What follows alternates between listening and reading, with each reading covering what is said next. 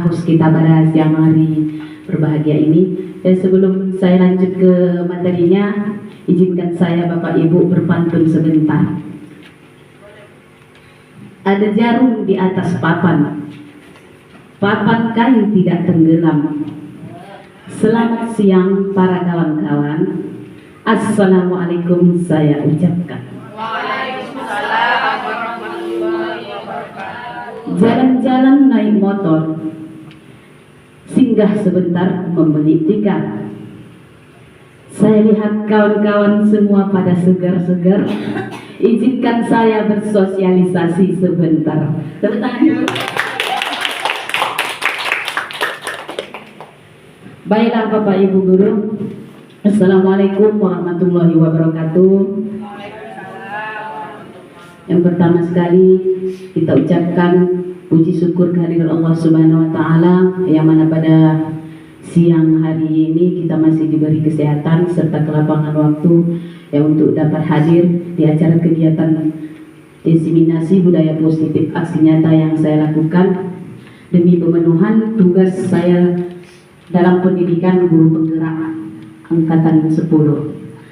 Dan tak lupa selalu beri salam, marilah sama-sama kita hadiahkan kepada junjungan kita Nabi besar Muhammad Sallallahu Alaihi Wasallam yang mana syafaatnya jualah yang akan kita harapkan di kemudian hari. Amin, amin ya rabbal alamin. Yang saya hormati Bapak Korwil Bidang Pendidikan Kecamatan saya Kepanjen Timur, dan yang saya hormati dan saya sayangi Ibu Kepala Sekolah SDN 015-912 yang telah memberikan support dan dukungannya sehingga saya sampai kepada tahap diseminasi ini. Berkat dukungan beliaulah semua ini dapat terlaksana dengan.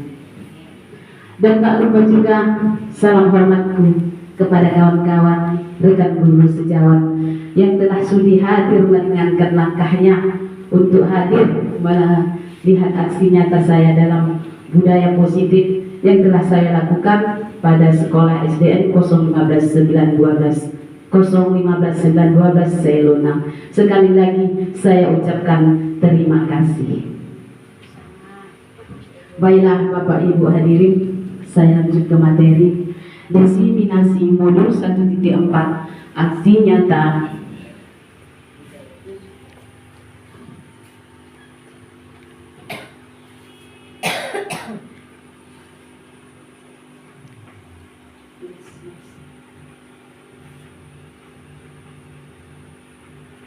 Oke Bapak Ibu, sebelum kita lanjut ke materi, agar suasana kegiatan kita hari ini sedikit menyegarkan, enggak suntuk ya Bapak Ibu, kita ice breaking sebentar ya, yang mana di sini nanti ice breakingnya itu buatlah sebuah kalimat perintah yang unik, diambil dari akhir nama kita kemudian dilempar kepada peserta lain untuk meneruskan kalimatnya.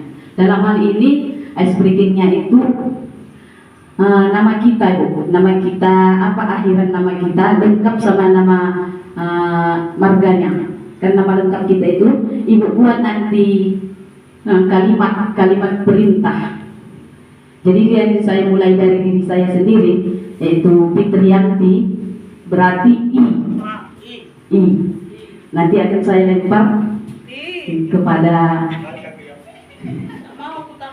karena saya adalah Fitriyanti, maka kalimat unik yang akan saya lemparkan nanti kepada salah seorang lainnya yang akan dilanjutkan. Ikutilah acara ini sampai dengan berakhirnya. Maka akan saya lempar kepada Ibu Kepala kami. Yang besar ini. Nama Ibu? Iya. H gitu ya.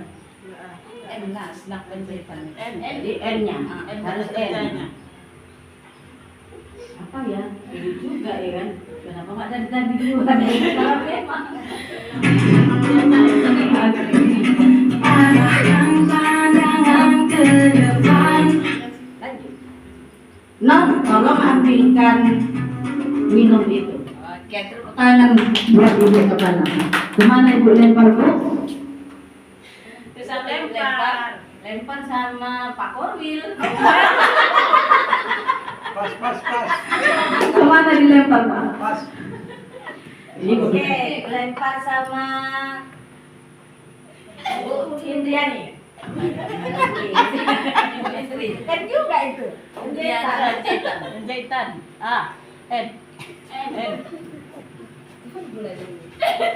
Cepat Bu, habis waktunya nanti Bu. Lempar saya kata.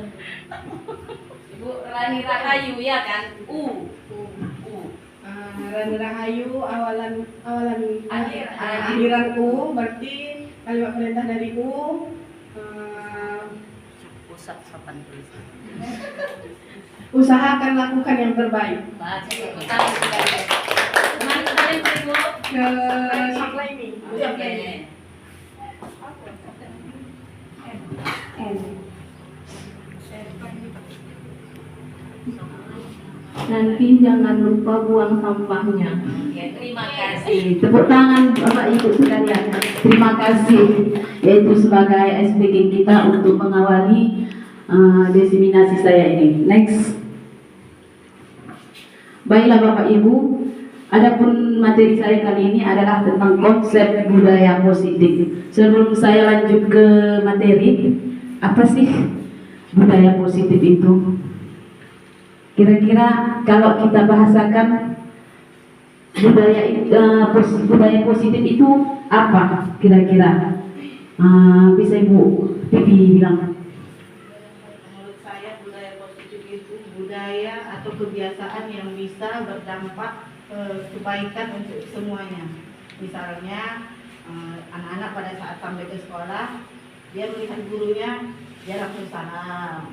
Kemudian selesai jajan, sampahnya dibuang sampah. Kurang lebih seperti itu. Iya, terima kasih buat Ibu Pipi, apresiasinya buat Ibu Pipi. Iya, terkait tentang budaya positif adalah hal-hal yang baik yang kita lakukan atau yang kita kerjakan.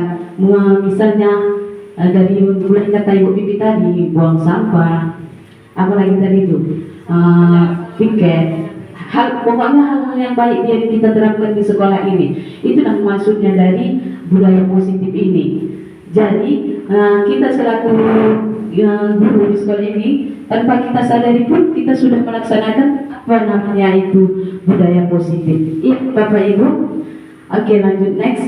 Adapun konsep budayanya itu adalah yang pertama perubahan paradigma belajar, disiplin positif dan nilai-nilai kebajikan universal, motivasi perilaku manusia, keyakinan kelas, kebutuhan dasar manusia dan dunia berkualitas, dan terakhir posisi kontrol guru.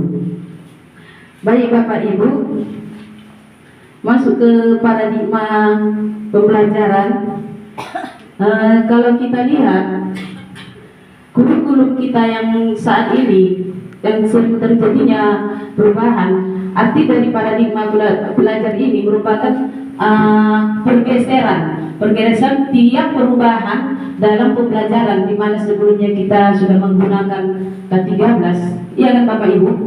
Berlanjut kita saat ini ke IKM, kurikulum merdeka.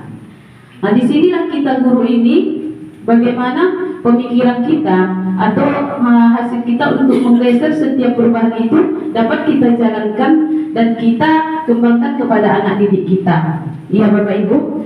Kemudian lanjut dari situlah kita nanti terbawanya ke disiplin positif dan ke nilai-nilai kebajikan universal.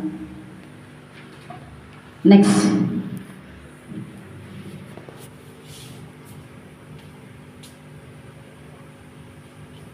Ini dia Bapak Ibu. Pembelajaran dengan paradigma baru merupakan pembelajaran yang dirancang berdasarkan prinsip pembelajaran berdiferensiasi sehingga para peserta didik belajar sesuai kebutuhannya berdasarkan tahap perkembangan sesuai teori psikologi modern untuk mewujudkan profil pelajar Pancasila. Berdiferensiasi. Apa sih itu pembelajaran berdiferensiasi? Pembelajaran berdiferensiasi ini adalah pembelajaran di mana guru itu dengan berbagai atau metode cara dalam melaksanakan pembelajarannya itu melihat atau menyikapi bagaimana kebutuhan para anak didik kita itu harus kita penuhi, ya kan Bapak Ibu, karena anak didik kita ini punya karakter dan keunikan masing-masing, punya gaya belajar masing-masing, iya kan Bapak Ibu. Lanjut.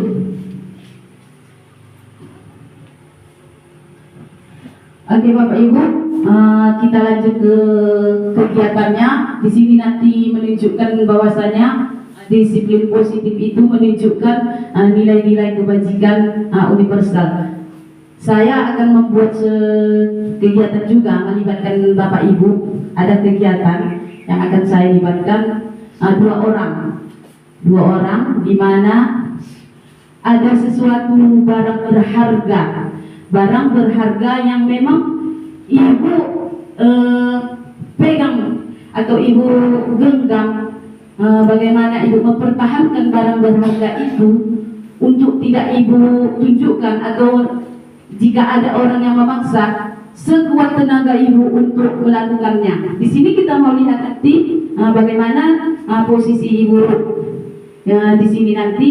Jika nanti ada seseorang yang berusaha untuk melakukan misalnya entah merayu, ya kan, bisa saja nanti mengancam ibu, mengintimidasi ibu atau menggoda agar ibu menunjukkan sesuatu yang berharga itu. Kira-kira ibu yang mau bermain siapa? Ibu Sapriani.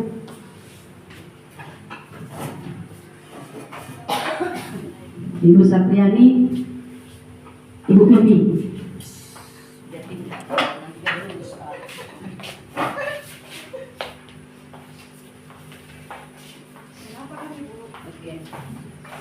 Jadi kegiatannya ini Bapak Ibu,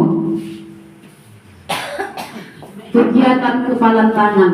Anda bersama dengan teman Anda, letakkanlah sesuatu yang berharga di salah satu tangan Anda. Kemudian genggam erat benda itu di tangan Anda dengan segala upaya Anda.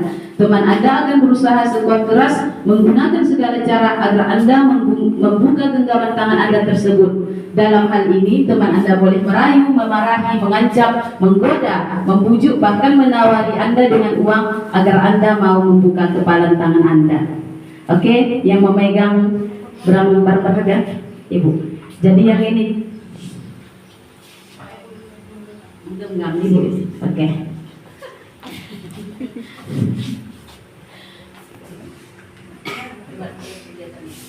Lompat lagi, bagaimana ngangkat?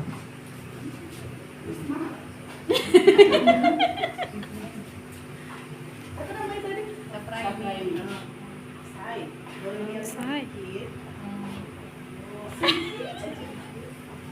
Itu kasih duit loh. Belakang. Berapa? Sedikit kali. Aku ajak jajan itu sejuta. Ayam rendang sedikit. Ayam geprek, pizza, bakso. Kalau aku kasih 50 tuh sedikit kali.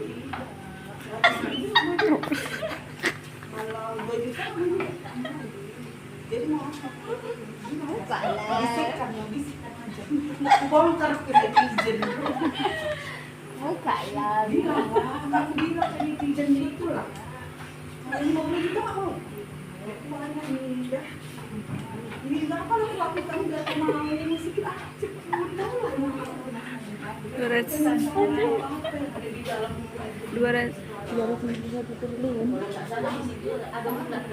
Iya, entah item berlian yang mau aku beli juga, maksudnya aku punya kuning dan beli juga jadi mana lah ya, bisa sedikit aja pun, nggak lama-lama, 2 detik aja. Kasihlah kesempatan, Iya. kasih 2 kesempatan dia detik nengok. aja. Ya kan kayak gini, buka sedikit aja sebentar. Iyalah, kasih gitu nggak mau. Aku aja jalan-jalan naik kereta api kok nggak mau juga. Ini apa ya yang nggak mau? Asik cowok. Oh ya malam minggu. Kasih yang bebeknya. Naik kuda pusing kita ya, Mak. Ini udah nggak mau. Oke, terima kasih. Tepuk tangan Bapak Ibu. Terima kasih Ibu Sapriani dan Ibu Pipi. Next. Oke Bapak, lanjut. Apa yang terjadi? Jadi saya baru bertanya sama Ibu Sapriani. Apakah Ibu membuka kepala tangan Ibu? Ya. Apakah Anda menutup kepala tangan Ibu? Mengapa Ibu menutup kepala tangan Ibu? Alasannya Karena ingin mempertahankan barang saya tadi. Oke, terima kasih Ibu. Jadi Bapak Ibu, dalam kegiatan ini, kegiatan kepala tangan ini, kalau kita lihat siapa sih sesungguhnya yang memegang kendali atau kontrol untuk membuka atau menutup kepala tangan kita? Kira-kira siapa ya Ibu?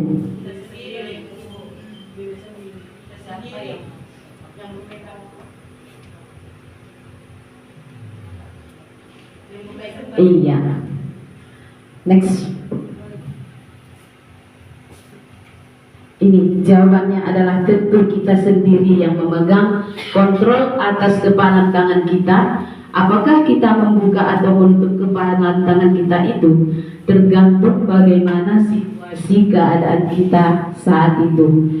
Yang pada dasarnya jika kita dihadapkan dalam suatu situasi atau keadaan di mana kita memang harus barang berharga kita itu memang harus kita relakan. Ada juga yang seperti itu kan Bu, ada juga yang mempertahankannya.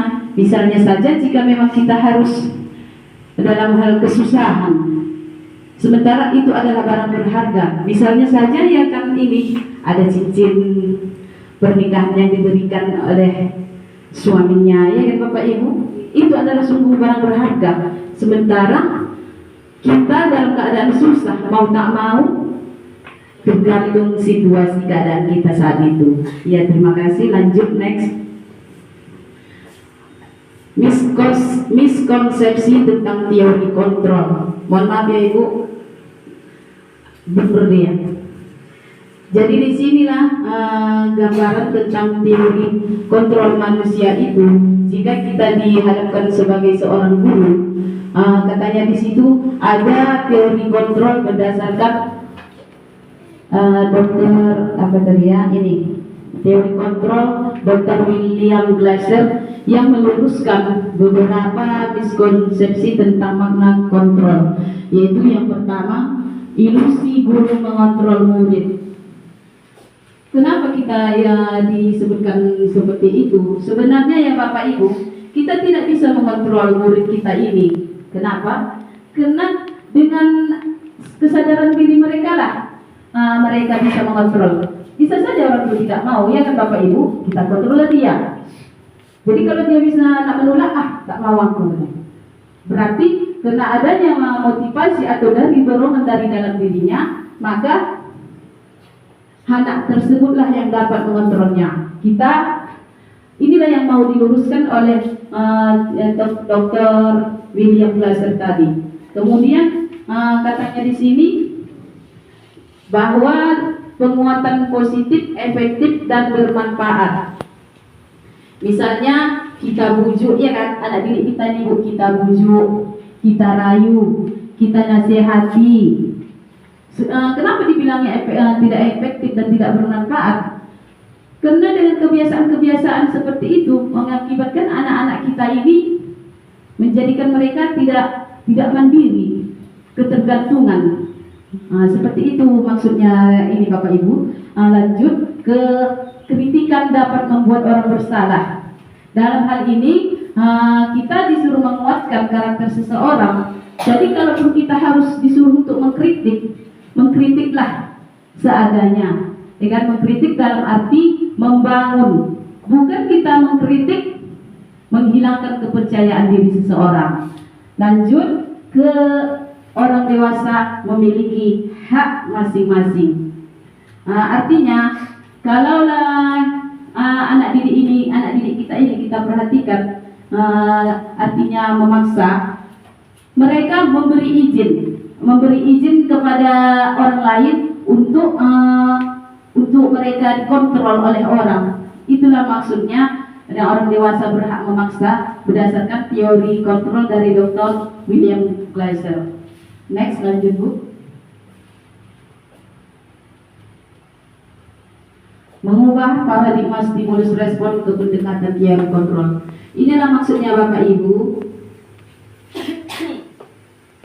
Jadi prinsip stimulus respon itu yaitu yang prinsip pembelajaran yang sederhana, di mana di sini kita lihat bahwasanya dengan teori kontrol bahwa realitas kebutuhan kita sama, teori kontrol berbeda. Kemudian semua orang melihat hal yang sama, setiap orang memiliki gambaran berbeda. Kita mencoba mengubah orang agar berpandangan sama dengan kita.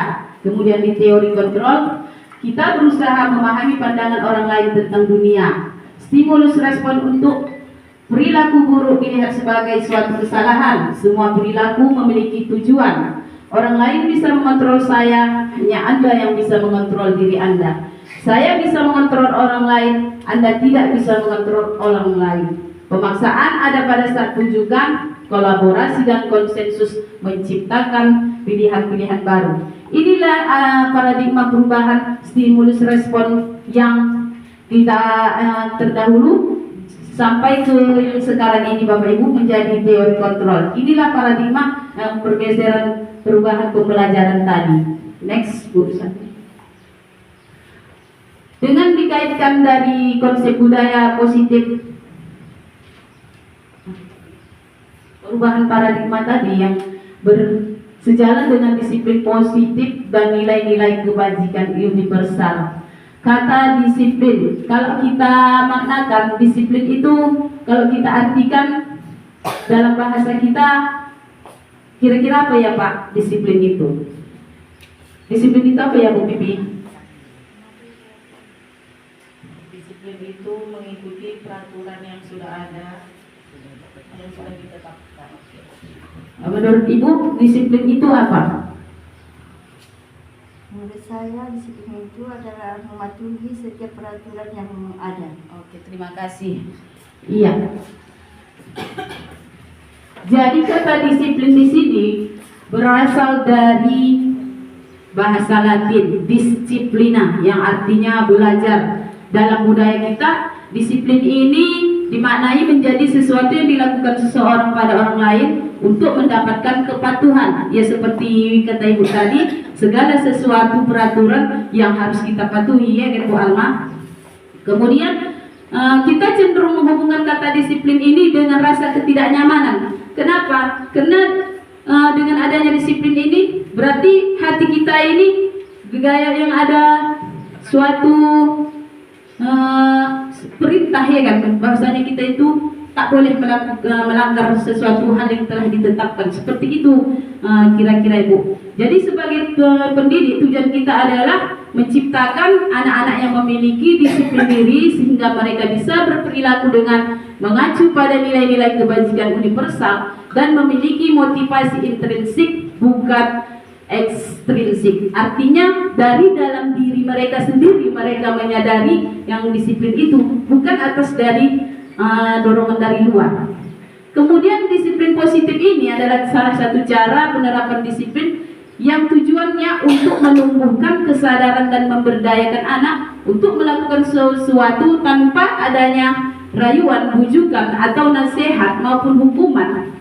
Artinya di sini anak-anak kita mendisiplinkan diri mereka bertanggung jawab terhadap segala hal sesuatu yang mereka laksanakan atau yang segala sesuatu yang telah ditetapkan, semisalnya segala sesuatu peraturan yang ada yang sudah ditetapkan pada sekolah ini.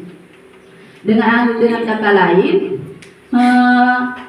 sesuai dengan filosofi Ki Hajar Dewantara yang katanya itu adalah disiplin positif adalah suatu pendidikan, suatu pendekatan untuk menerapkan dari dalam diri anak tanpa hukuman dan hadiah. Dengan menerapkan disiplin positif diharapkan tindak kekerasan dapat dihindari. Next book. Ki Hajar Dewantara maupun Diana Gosen mengartikan disiplin sebagai bentuk kontrol diri, yaitu belajar untuk kontrol diri agar dapat mencapai suatu tujuan mulia. tujuan mulia yang di sini yang mengacunya pada nilai-nilai kebajikan universal dengan motivasi intrinsik anak yang itu akan terbangun sehingga si anak dapat mencapai apa yang dia inginkan. Next. Jadi berdasarkan dari disiplin positif tadi, nilai-nilai kebajikan yang ingin dicapai oleh anak Indonesia kita kenal saat ini yaitu dengan profil pelajar Pancasila. Seperti kita ketahui ya kan Bapak Ibu, saat ini kita dalam pelaksanaan kurikulum Merdeka, ya kan, berarti sudah melaksanakan P5. Yang kebetulan di sekolah kami ini sudah melaksanakan P5, yaitu kelas 1 dan kelas 4. Disinilah nanti terlihat paradigma perubahan pembelajaran itu yang sifatnya ke nilai kebajikan universal. Ya kalau Bapak Ibu yang IKM pasti sudah tahu ini ya, profil pelajar Pancasila atau yang biasa kita kenal dengan P5. Bapak Ibu masih ingat lagu profil pelajar Pancasila? Boleh Ibu dibantu Ibu Pipi, kita nyanyikan sama-sama sebentar ya. Makasih Sur. Tak begitu. Maju. Sikit lagi lah kau. Oke, Bapak Ibu, Kita berdiri sebentar. kalau nyanyinya buat situ. Oh, tak lagunya.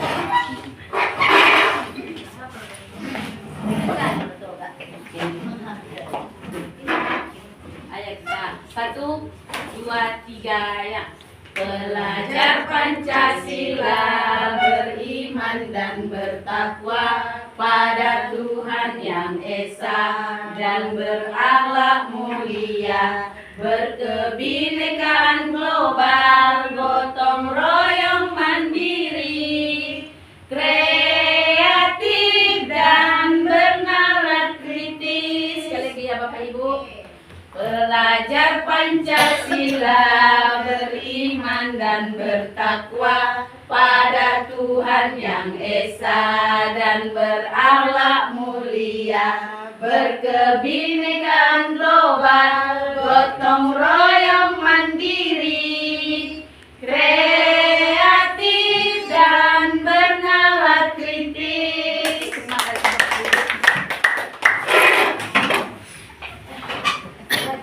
Jadi ini dia Bapak Ibu, profil pelajar Pancasila yang biasa kita dengar, beriman, bertakwa kepada Tuhan Yang Maha Esa dan berakhlak mulia, mandiri, berkebinekaan global, berpikir kritis dan kreatif.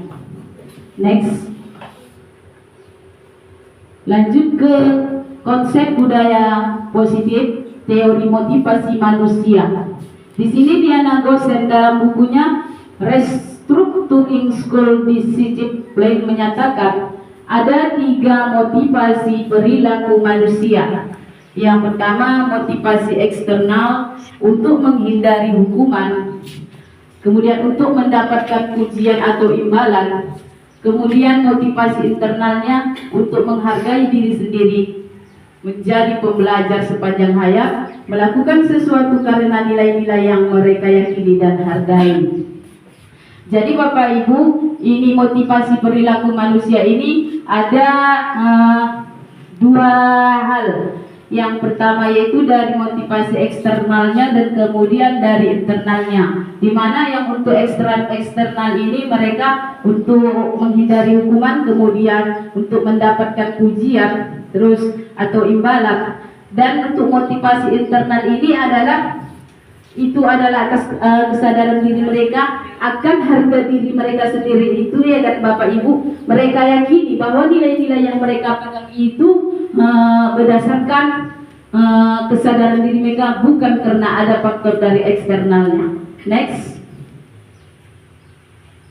Ini dia Bapak Ibu sebagai motivasi ekstrinsik untuk mendapatkan imbalan atau penghargaan dari orang lain.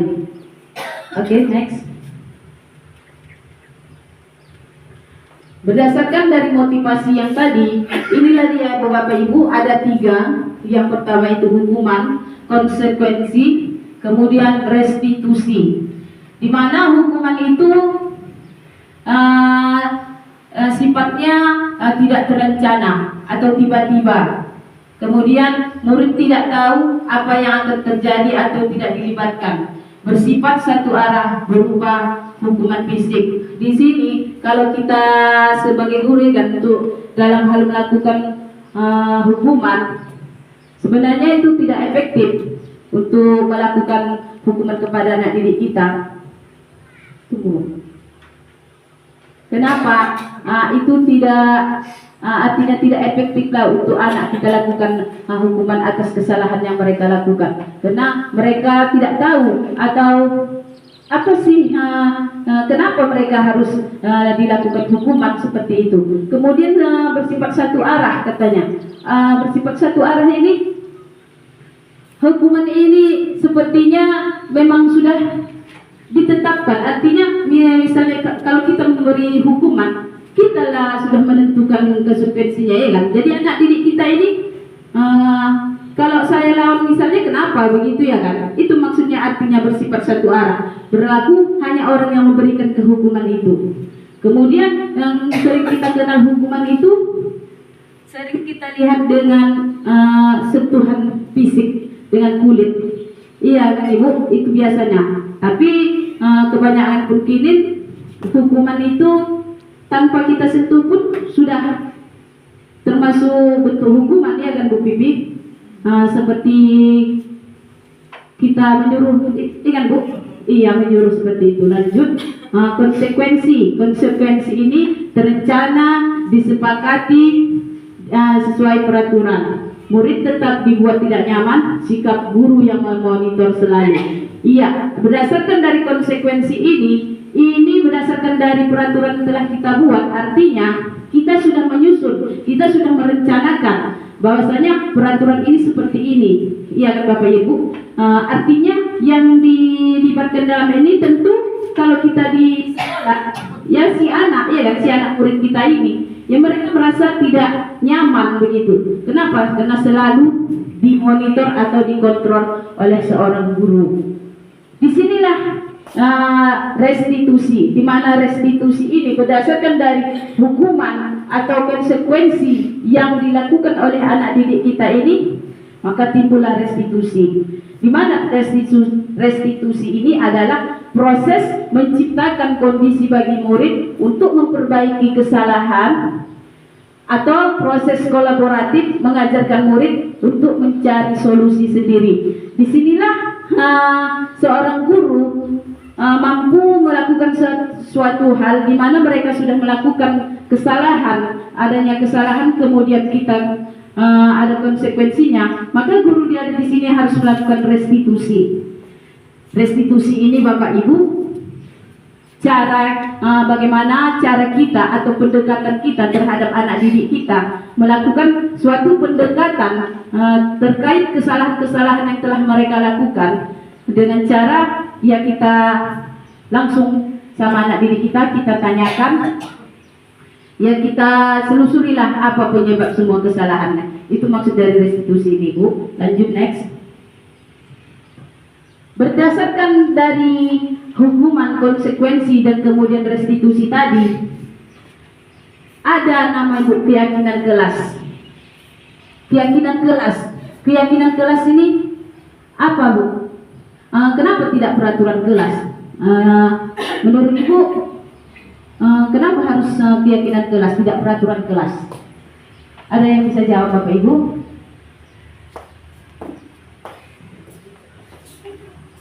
Menurut saya Bu, kalau peraturan kelas itu kesannya terlalu mendalam seperti itu. Sudah ada, memang sudah peraturan berat gitu misalnya. Tapi kalau keyakinan ini lebih ke individunya dan dikelompokkan atau dibicarakan terlebih dahulu seperti itu. Iya, betul sekali. Iya, apresiasi buat Ibu Bibi, betul sekali katanya. Ya terkait peraturan ini sudah menyeluruh, ya kan Bu Bibi? Iya. Kalau apakah dengan keyakinan ke individunya, di mana dalam proses pembelajaran sebelum kita melaksanakan pembelajaran ini kita tetapkan Bu, kita buat sebenarnya, kita terapkan nih ya, keyakinan kelas.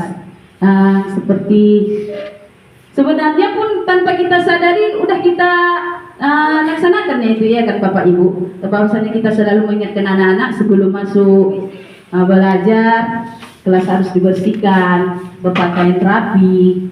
Kemudian apalagi Bapak Ibu, ketika guru menjelaskan anak diam ya kan, ketika ada pekerjaan diberi guru kerjakan sendiri. Ada kalanya memang pekerjaan itu dilakukan secara berkelompok. Jadi sebelum kita melaksanakan proses pembelajaran itu, maka kita adakan yang namanya keyakinan kelas, di mana pembentukannya itu ini bersifat abstrak, berupa pernyataan yang bersifat universal, dibuat dalam pernyataan positif, sedikit aja agar mudah diingat, sesuai dengan kondisi kelas. Kemudian semua warga kelas dilibatkan. Jadi Bapak Ibu, saya sendiri guru sudah menerapkan yang namanya kesepakatan keyakinan kelas ini. Kalau yang sebelum saya masuk ke CGP ini, saya sudah melaksanakannya sebenarnya, tapi saya buat namanya itu kesepakatan kelas. Sebenarnya keyakinan kelas ini mengacu dari kesepakatan kelas itu, berdasarkan hasil keyakinan kelas ini berdasarkan kesepakatan kelas. Di mana kesepakatan kelas kami atau keyakinan kelas kami sudah kami laksanakan untuk kelas 5 di SD 0912 ini. Anak-anak didik saya secara menyeluruh ya saya kasih kertas seperti ini sebelum saya melakukan proses pembelajaran. Saya adakan sharing atau pemantik bagi anak didik saya bagaimana proses pembelajaran yang akan saya ciptakan itu biar dapat berjalan dari awal hingga akhirnya nanti mereka bisa menyenangkan. Jadi saya buat seperti ini, masing-masing mereka membuatnya. Mungkin nanti Bapak Ibu bisa lihat. Next. Lanjut, terkait dengan keyakinan kelas ini, tentu dari itu ada yang namanya kebutuhan dasar. Ya Bapak Ibu, 5 kebutuhan dasar manusia, yaitu yang pertama kebutuhan untuk bertahan hidup, kedua cinta dan kasih sayang, 3 kebebasan, 4 kesenangan, 5 kekuasaan. Kebutuhan dasar manusia. Kalau kita artikan, Ibu Santi, kebutuhan dasar manusia itu apa sih? Kebutuhan dasar manusia.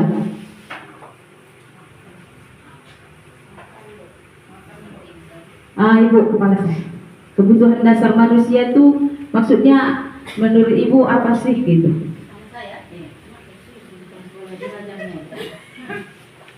Apa terutama pangan, sandang dan Terima kasih Bu.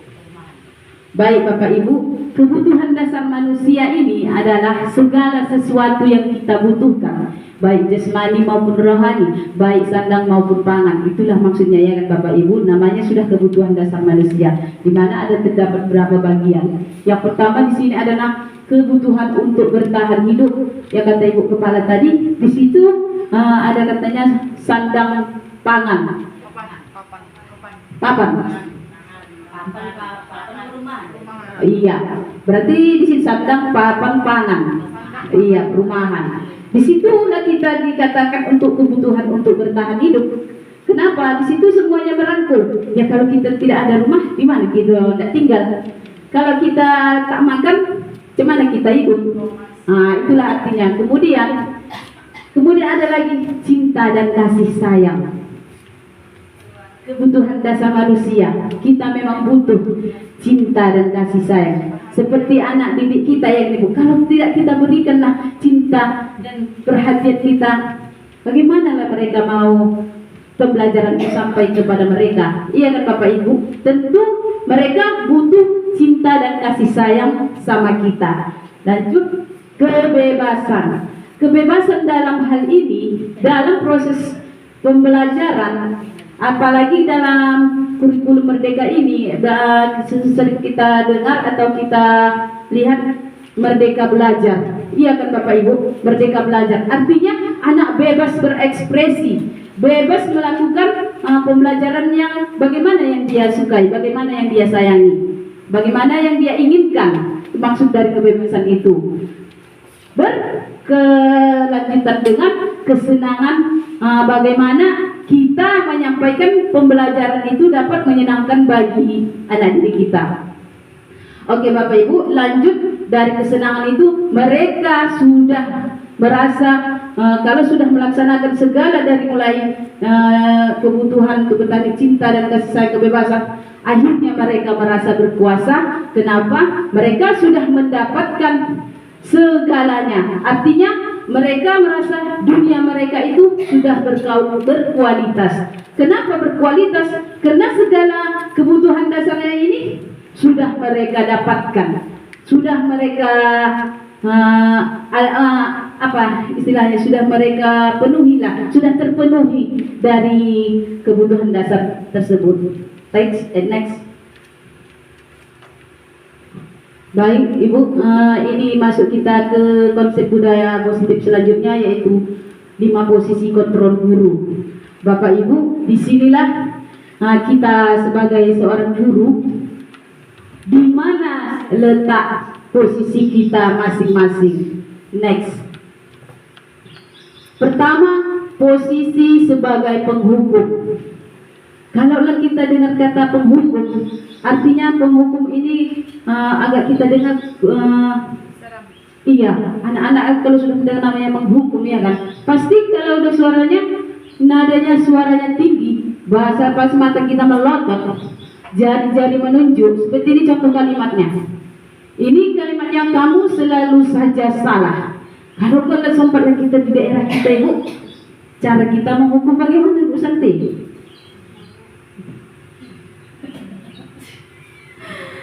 Apa yang kamu pasti seperti itu, tergantung daerah tempat tinggal atau di mana lingkungannya ya Bapak Ibu. Kemungkinan hasilnya di situ, kalau kita sudah menghukum anak Bu, percayalah, orang itu dendam atau katanya sini agresif. Saya sendiri Bu memang menyadari bahwasanya saya pernah melakukan hal ini, dan saya lihat memang anak didik saya tersebut memang dihindarinya saya pun nggak tahu, entah yang dia tak suka, entah yang dendam gara-gara saya hukum, saya pun tidak tahu. Jadi itu jadi pengalaman saya yang bisa untuk melakukan hal itu tersebut.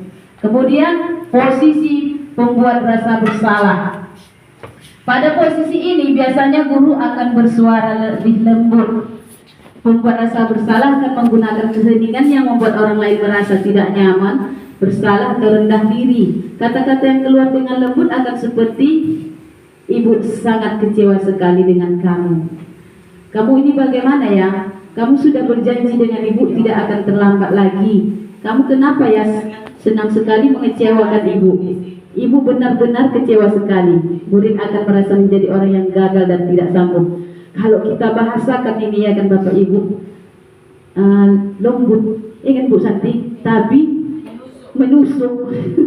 Kata-katanya lembut. Dan ini tidak pada anak-anak didik saja Bu. Kami juga selaku guru-guru di sini pun gimana ya, pernah merasakan seperti itu juga. Kami rasa lebih baik kami dimarahi, mohon maaf kepada ibu kepala.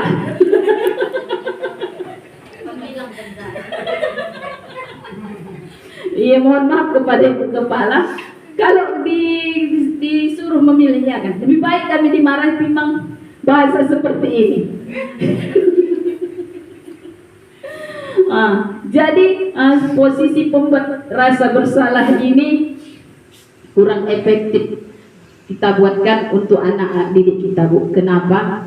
Karena murid merasa dirinya menjadi gagal dan dia tak sanggup katanya membahagiakan orang lain. Kenapa? Karena kita sudah merasa bersalah, ya otomatis, udahlah, tak sungguh lagi itu menengok aku. Pasti begitu kan? Sehingga kepercayaan diri kita itu semakin turun. Kita down, iya, down, nama istilah kita dengar ya kan? Sehingga kita untuk melihatnya pun lagi untuk besok, itulah kita kadang-kadang yang menyuruh. Seperti itu ya Bapak Ibu. Lanjut. Tapi ada yang kuat mentalnya. Ada yang kuat mentalnya. Next. Posisi teman. Guru pada posisi ini tidak akan menyakiti murid, namun akan tetap berupaya mengontrol murid melalui persuasi. Posisi teman pada guru bisa negatif ataupun positif. Positif di sini berupa hubungan baik yang terjadi antara guru dan murid. Ayolah, bagaimana sih kamu? Kemarin kamu sudah janji ke Bapak bukan? Kenapa terlambat lagi? Sambil tertawa ringan. Ya sudah, tidak apa-apa, duduk dulu sana, nanti Pak Guru bantu kamu ini, sambil senyum-senyum. Pada posisi teman ini, kalau saya lihat ya kan Bu, untuk tingkat SD, kalau untuk SMP, SMA mungkin posisi teman ini bisa kita terapkan ya kan Bapak Ibu. Tapi kalau untuk di SD ini saya rasa memang kurang efektif juga. Kenapa? Karena di sini murid akan merasa senang dan akrab dengan guru. Artinya kalau kita memposisikan diri kita sebagai teman, bayangkanlah udah dianggapnya kita teman, jadi suka-suka hati dia, ya kan? Tak ada batasan seperti itu. Memang ada posisi positifnya, tapi kalau kita lihat kebanyakan negatif yang kita lihat. Kenapa? Sikit-sikit nanti kalau sudah yang namanya teman ini, ya sering kalau udah namanya teman itu curhat selalu ya kan? Ada sedikit-sedikit masalah nanti curhat dia sama. Curhat. Kalau untuk anak SD seperti ini kayaknya kurang efektif untuk kita posisikan diri kita sebagai teman. Next. Posisi sebagai pemantau. Memantau berarti dalam hal ini mengawasi. Pada saat kita mengawasi, kita bertanggung jawab atas perilaku orang-orang yang kita awasi. Posisi pemantau berdasarkan pada peraturan-peraturan dan konsekuensi. Dengan menggunakan sanksi konsekuensi, kita dapat memisahkan hubungan pribadi kita dengan murid. Sebagai seorang yang menjalankan posisi pemantau, bentuk kalimatnya seperti ini ya Bapak Ibu. Kamu terlambat 15 menit. Apakah kamu sudah mengerti konsekuensi yang harus dilakukan bila terlambat? Ya benar, nanti pada saat jam istirahat kamu harus tinggal di kelas untuk menyelesaikan tugas yang tertinggal tadi. Saya tunggu. Dalam posisi sebagai pemantau ini dikatakannya berdasarkan peraturan-peraturan, katanya menggunakan atau sanksi. Hubungan kita sama murid ini ada seperti jarak atau pemisah. Kenapa? Karena setiap saat kita sedang memantau, sedang mengawasi setiap apa yang kesalahan siswa kita itu. Setiap saat kita awasi, kita kontrol, kita pantau. Sampai berapa menit pun ketinggalannya kita tahu. Kenapa? Karena kita di situ sudah memposisikan diri kita sebagai pemantau. Apalagi anak yang tersebut sudah kita tahu bagaimana tabiat dia setiap harinya. Artinya di sini si anak ini merasa tidak nyaman, iya kan? Merasa tidak nyaman karena selalu diawasi dan dimonitor oleh seorang guru itu tersebut. Next. Oke, yang terakhir, posisi kontrol guru itu adalah posisi sebagai manajer. Iya Bapak Ibu, posisi sebagai manajer ini di mana guru berbuat sesuatu bersama dengan murid, mempersilakan murid mempertanggungjawabkan perilakunya, mendukung murid agar dapat menemukan solusi atas permasalahannya sendiri. Seorang manajer telah memiliki keterampilan di posisi teman maupun pemantau, dan dengan demikian bisa jadi di waktu-waktu tertentu kembali kepada kedua posisi tersebut bila diperlukan. Namun bila kita menginginkan murid-murid kita menjadi manusia merdeka, mandiri dan bertanggung jawab, maka kita perlu mengacu kepada restitusi yang dapat menjadikan murid kita seorang manajer bagi dirinya sendiri, di mana manajer ini murid tidak untuk menganalisis kebutuhan dirinya maupun kebutuhan orang lain. Di sini menekankan pada kemampuan atas konsekuensi yang dilakukannya kemudian berkolaborasi dengan murid bagaimana memperbaiki kesalahan yang ada. Ya, contoh kalimatnya, apa rencana kamu untuk memperbaiki hal ini? Apa yang kita yakini? Kembali ke keyakinan kelas tadi, di mana posisi kita sebagai manajer ini, kitalah melakukan pendekatan kepada anak didik kita, diadakan pendekatan jika mereka melakukan suatu kesalahan. Kita panggil misalnya ke Bapak Ibu, kita kenapa kita tanya-tanyai kenapa dia sampai melakukan kesalahan itu, apa penyebabnya. Bukan kita tanya saja kemudian kita beri hukuman, tidak. Perlu kita yang ketahui ya Bapak Ibu, seorang anak didik ini, apapun bentuk kesalahan yang telah mereka kesalahan yang mereka telah lakukan itu haruslah kita maafkan. Dari melalui kita posisi manajer ini, kita lakukanlah namanya yang restitusi. Bentuk kesalahan sebesar apapun yang dilakukan oleh anak didik harus kita maafkan ya Bapak Ibu. Next.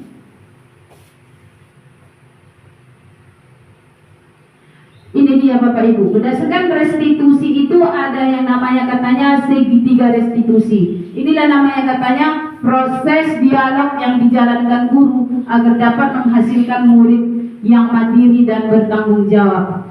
Yang mana tahapannya itu ada tiga tahapan. Yang pertama yaitu validasi, menstabilkan identitas, validasi kebutuhan, dan kemudian menanyakan keyakinan. Di mana menstabilkan identitas ini, seorang guru menanyakan apa penyebab si anak tersebut melakukan kesalahan atau melakukan pelanggaran. Kemudian dilanjut dengan validasi kebutuhan atau validasi tindakan yang dilakukan seorang guru itu. Atas dasar apa? Dia pasti punya alasan kenapa dia sampai melakukan kesalahan tersebut itu.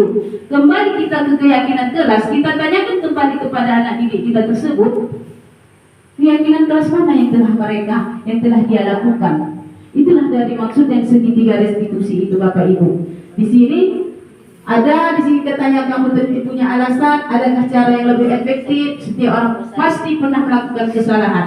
Kamu bukan satu-satunya yang pernah melakukan hal ini. Di sinilah Bapak Ibu menstabilkan identitas itu. Nih, setiap orang pernah melakukan kesalahan. Memang semua orang pasti pernah melakukan kesalahan, dan bukan dialah satu-satunya orang yang pernah melakukan kesalahan. Dari segitiga restitusi ini, tahapan yang pertama yaitu menstabilkan identitas. Inilah yang harus kita terapkan Bapak Ibu. Kemudian setelah kita lakukan menstabilkan atau identitas mereka, kita tanyakan validasi tindakannya.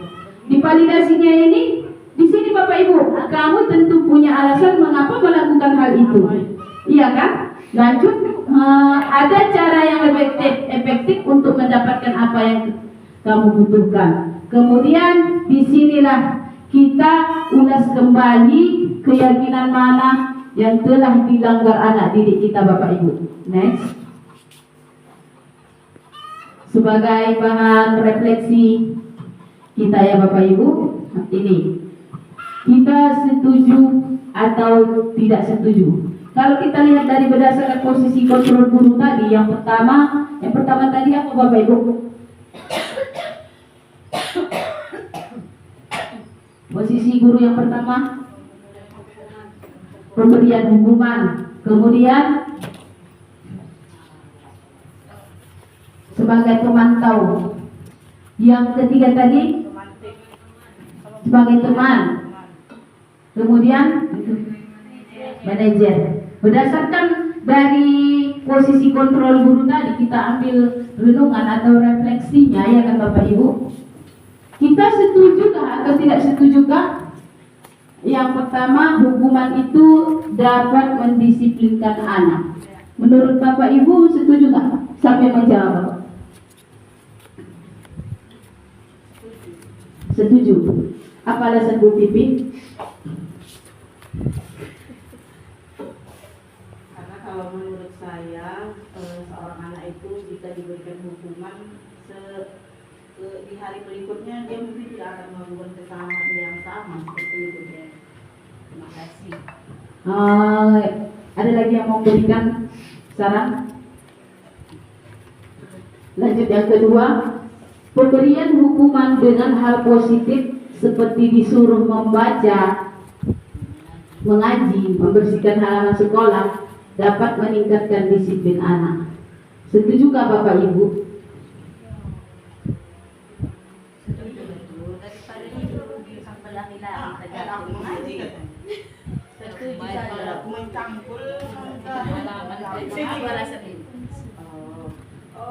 Untuk yang nomor 2, pemberian hukuman dengan hal positif seperti disuruh membaca, mengaji, membersihkan halaman sekolah, meningkatkan disiplin anak. Kalau saya sih ditanya secara pribadi saya setuju.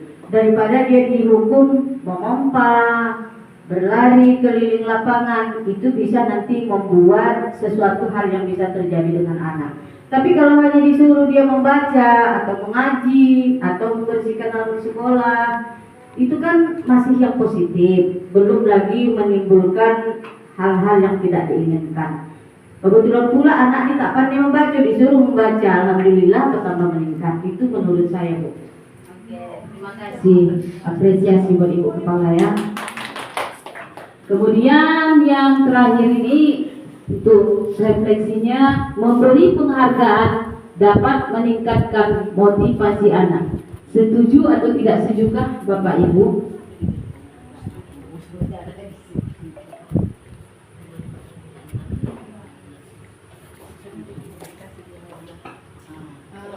Setuju. Karena penghargaan ini kan bisa berupa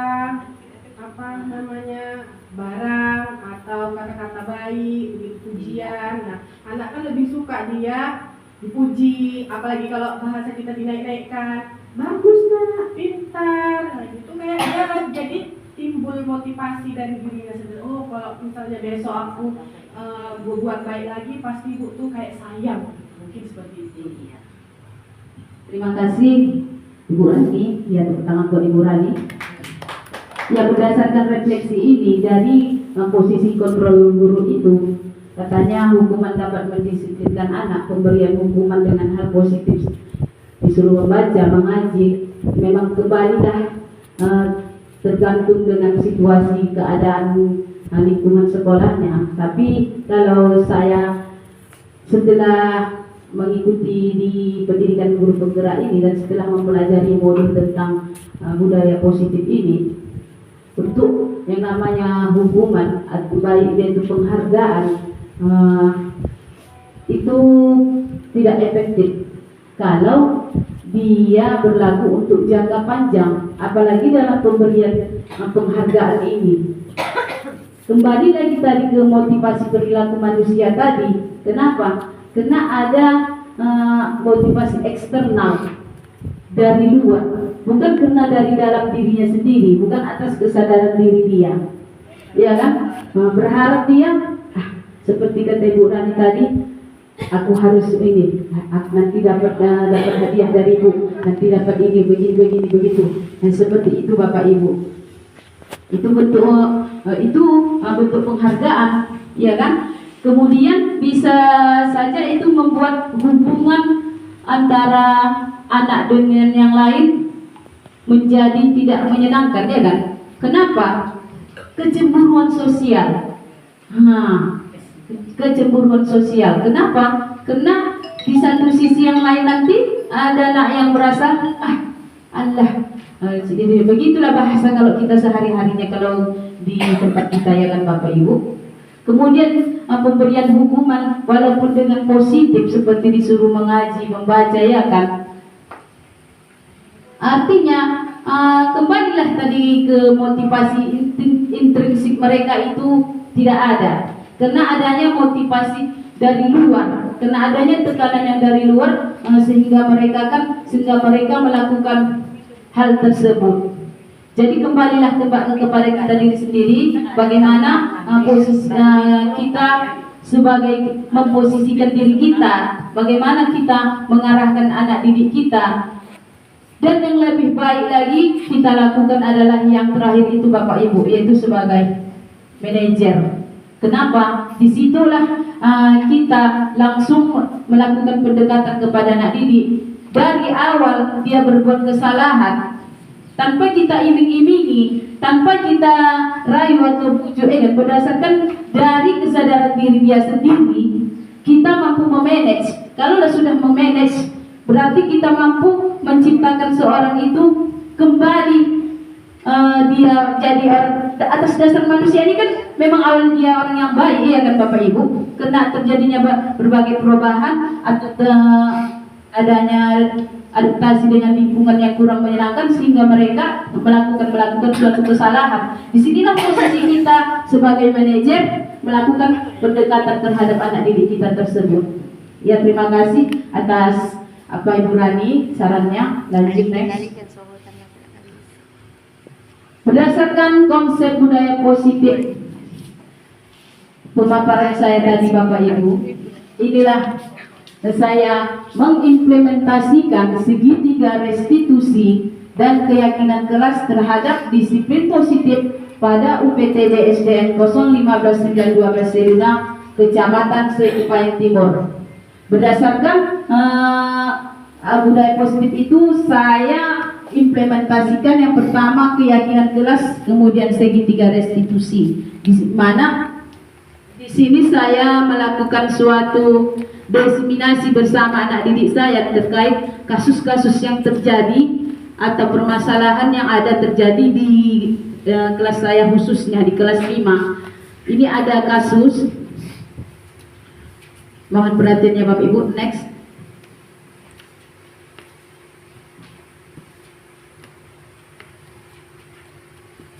Ya, ini ada kasus anak didik saya terhadap untuk segitiga restitusi yang akan saya lakukan berdasarkan budaya positif.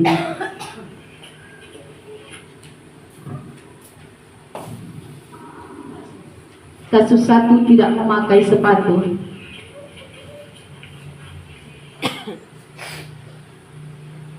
Oke, dalam hal ini saya melakukan segitiga restitusi, yaitu masalah Sapa anak didik saya kelas 5 yang tidak memakai sepatu. Berdasarkan tadi saya melakukan tahapan segitiga restitusi. Yang pertama di sini saya menstabilkan identitas. Yang pertama itu mengajukan pertanyaan kepada murid tentang kesalahan yang dilakukan dan apapun bentuk kesalahan harus dimaafkan. Di sini saya bersama anak didik saya tersebut berdialog, saling tukar pikiran. Saya tanyain, kenapa kamu sampai tidak memakai sepatu? Kenapa anakku? Kemudian validasi tindakannya saya di sini.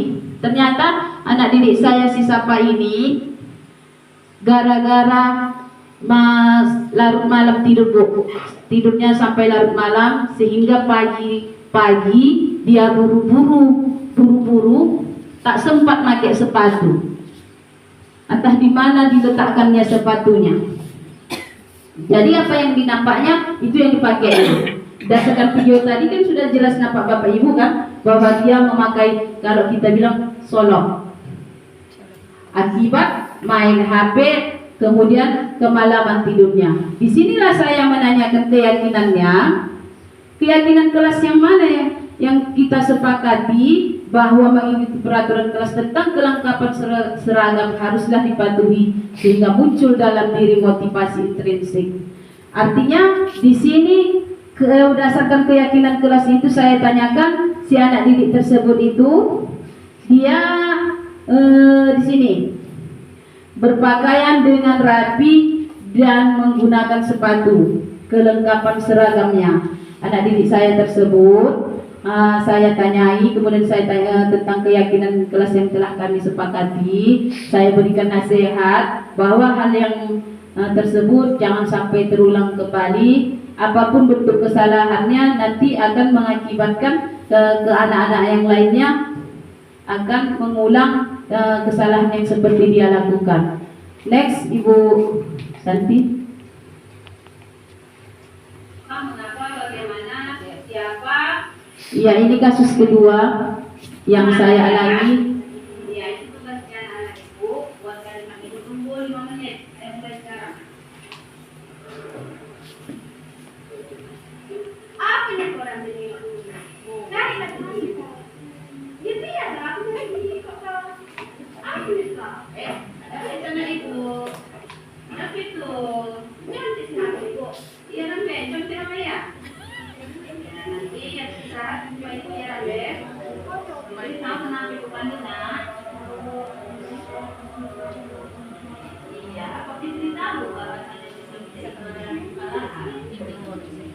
Jadi semua orang pasti pernah berbuat kesalahan. Di mana mereka punya kepentingan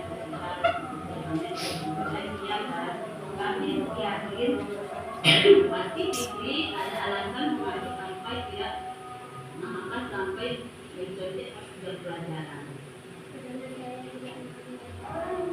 Iya, seharusnya Fikri setiap pelajaran fokus pada pelajaran yang disampaikan sehingga Fikri dapat melaksanakan misi Fikri. Apakah Fikri tahu tidak melanggar keyakinan kelas? Keyakinan kelas mana yang dilanggar?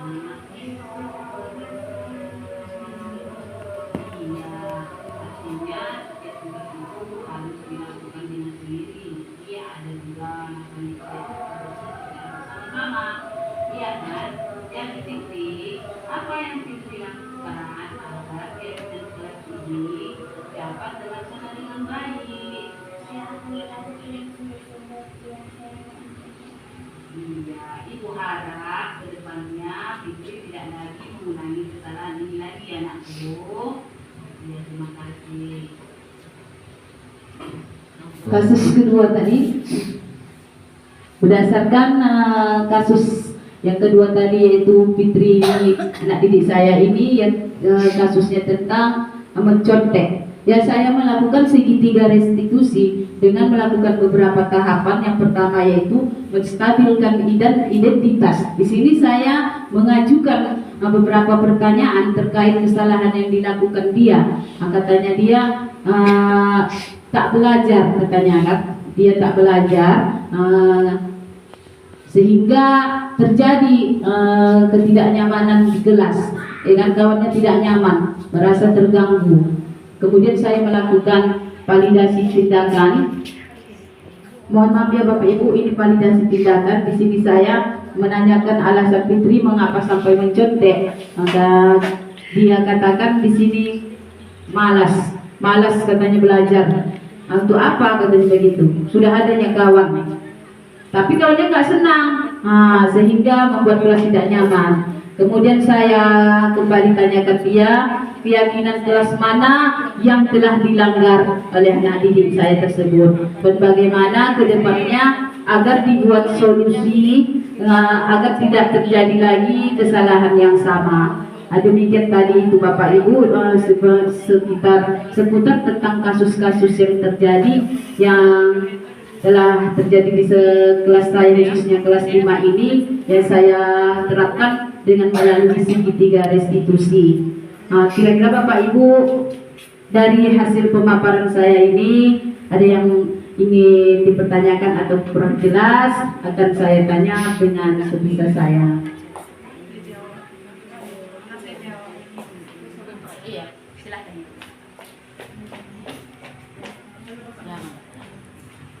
Baiklah, di sini saya ingin menanggapi. Saya tidak bertanya, tidak menanyakan sesuatu hal, tapi dari awal paparan yang disampaikan oleh Ibu Fitriyanti sampai akhir yang menemukan berbagai kasus, ada 2 kasus saat di sana tadi ditampilkan. Saya ingin menanggapi karena yang lewat juga saya sudah punya guru penggerak yang sudah melaksanakan kegiatan-kegiatannya, aksi nyata, dan penanganan kasus yang di dalam kelas. Cumannya setelah beliau jadi guru penggerak, kita libur. Jadi gak sempat saya melihat bagaimana aksinya setelah dia lulus jadi guru penggerak. Kenapa saya katakan demikian? Kalau saya lihat dari awal sampai akhirnya, yang demikian pertama dulu juga, ini sangat membantu kepala sekolah. Kenapa saya katakan sangat membantu kepala sekolah? Karena di sini guru kelas itu sudah melaksanakan tugasnya dengan sebaik-baiknya. Tidak ada lagi problem-problem yang dibawa ke kantor atau dibawa ke kepala sekolah. Termasuk penyusunan keyakinan kelas. Keyakinan kelas ini kan sangat spesifik banget. Kenapa saya katakan demikian? Itu ditanya dari kesepakatan siswa yang ada di kelas. Apa kira-kira kita buat yang pantas untuk kita yakini di dalam kelas ini sebagai peraturan kita? Jadi kalau sudah merupakan keyakinan, kesepakatan, tidak ada lagi pelanggaran. Cuman yang lalu-lalu yang sudah membuat ini masih banyak membawa kasusnya kepada saya. Nah, nanti ini saya akan lihat ke depannya nggak ada lagi nih pengaduan dari guru CGP kepada saya ini. Nah, nanti mudah-mudahan di tahun ajaran baru saya akan bertanyakan ini. Kalau ada lagi guru penggerak yang masih membawa kasus kelasnya ke saya, berarti gurunya tidak sebagai manajerial. Tadi katanya kan guru itu sebagai manajerial, tidak lagi sebagai guru. Kalau kita kan guru dulu kan Bu, guru pembimbing, pendidik. Sekarang sudah manajerial. Kalau manajerial itu sangat luas. Memanage bagaimana di kelas itu tidak ada lagi terjadi sesuatu hal. Makanya saya sangat mendukung sekali ini, sangat mendukung. Kalau dulu kan masih banyak dibawa kasus, anak terlambat, laporkan ke kepala sekolah, Bu, anakku sudah beberapa kali terlambat. Oh, kemari panggil orang tuanya. Jadi sekarang nanti saya ini senang ini. Tinggal yang saya hadapi nanti guru-guru yang belum menjadi guru CGP nih. Di sini sudah ada 3. Kelas 6, kelas 5, kelas 4. Jadi saya tuh hanya membantu kelas 3, 2 dan 1. Ringan beban saya, Bu. Jadi bersyukur saya. Cuman di sini tadi saya melihat pembelajaran yang di sana ada memakai metode berdiferensiasi ya Bu ya. Beragam itu ya. Kalau dulu juga kita menggunakan metode beragam. Ada metode ceramah, tanya jawab, motif observasi atau apa itu percobaan apa? Apa namanya kalau percobaan eksperimen ya betul. Nah di sini saya lihat hampir bersamaan ya Bu ya. Tapi lebih banyak menambah ya, lebih banyak menambah. Jadi itu mohonlah dilaksanakan dengan sebaik-baiknya. Selesaikanlah masalah-masalah kita di kelas. Jangan lagi kalau bisa dibawa ke kantor, jangan lagi dibawa kepada kepala sekolah. Nah mudah-mudahan seperti apa yang disampaikan oleh Bu Fitri tadi, adanya apa tadi sanksi-sanksi positif ya Bu ya, sanksi-sanksi positif, hukuman-hukuman positif yang tidak boleh diberikan kepada anak. Tapi kadang-kala ada juga anak ini kalau diancam baru takut, ya kan? Tapi guru penggerak ini luar biasa Bu. Tanpa diancam dia nanti bisa memanage anak ini bagaimana supaya menjadi lebih baik. Kalau kita beranggapan kasihlah hukuman, membaca misalnya, kasih hukuman mengangkat sampah supaya ada efek jerahnya, ya kan? Tapi kata Ibu ini tadi itu belum efektif, begitu kan Bu? Belum efektif. Jadi makanya guru CGP ini sangat luar biasa. Memanage segala-galanya, memanage terutama yang ada di dalam ruangan kelas itu ya. Mulai dari membina karakter anak, mendisiplinkan anak, memintarkan anak, sampai menjadi anak-anak yang berakhlak karimah, itu adalah luar biasa. Jadi mari kita berikan tepuk tangan kepada ibu-ibu penyanyi ya. Nah, jadi saya rasa inilah yang dapat saya tanggapi. Saya tidak bertanya karena saya sangat setuju. Kenapa saya setuju? Meringankan beban saya. Ya Bu ya, kalau selama ini kan banyak belakang. Bu, anakku 3 hari tak datang. Bu, anakku tak pakai solok. Bu, anakku absen. Anak-anakku ini dan banyak anak-anakku. Jadi sekarang nggak ada lagi. Nanti kalau saya dengar mana manajerial Ibu, saya bilang aja, ikan Pak.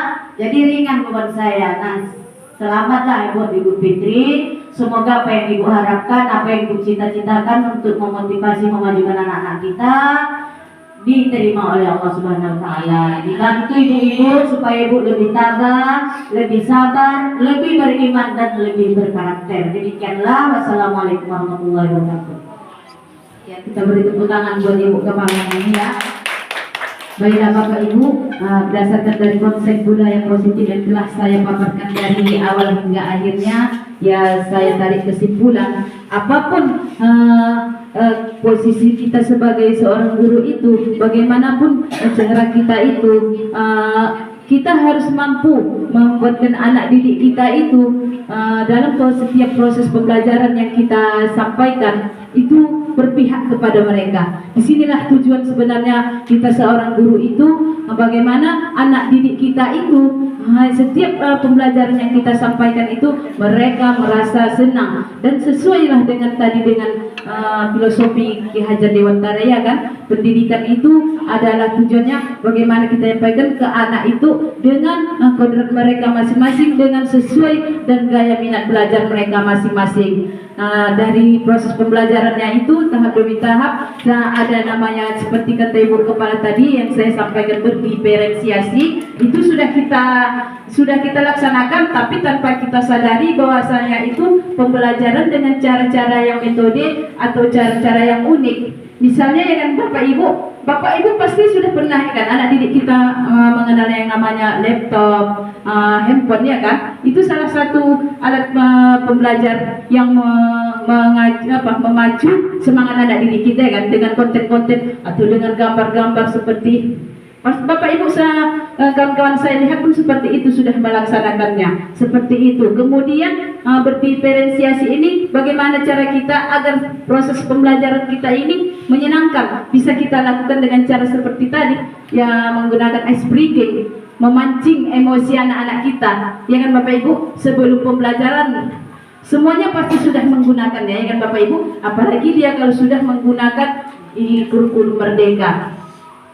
Nah, kembali mengacu ke situ, keyakinan kelas tadi ya Bapak Ibu, keyakinan kelas, di mana keyakinan kelas ini dibuat, dibentuk, disepakati, ditulis dan dengan singkat dan melibatkan seluruh warga kelas yang ada di sini dengan kata-kata yang mudah diingat. Bagaimana kita anak didik kita ini kita kasihkan apa syarat-syarat kalau proses pembelajaran kita ini akan berjalan nanti dari awal sampai akhir.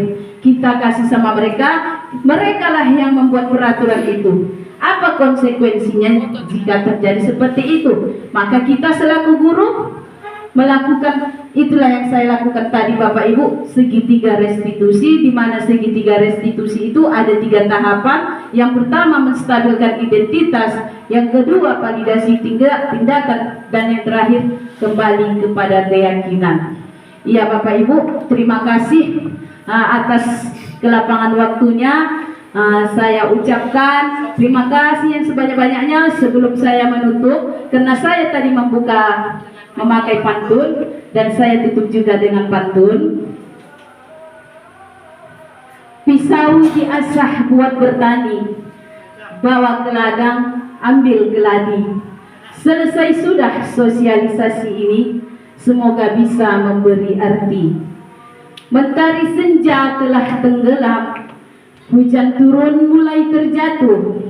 Kututup desiminasi ini dengan salam.